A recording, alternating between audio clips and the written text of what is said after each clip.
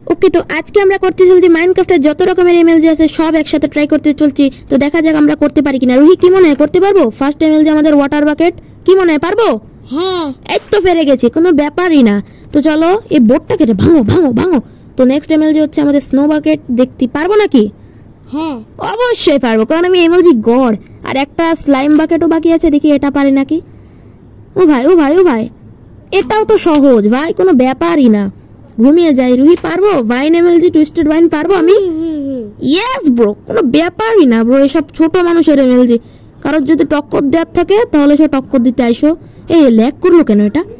তো নেক্সট হচ্ছে হেভেল এমএলজি, এটাতে বাঁচতেও পারি নাও বাঁচতে পারি। ও ভাই, 3 হার্টে বেঁচে গেছি। নেক্সট হচ্ছে ওয়াইন, ভাই এই এমএলজিটা মাইনক্রাফটের সব থেকে হার্ডেস্ট এমএলজি।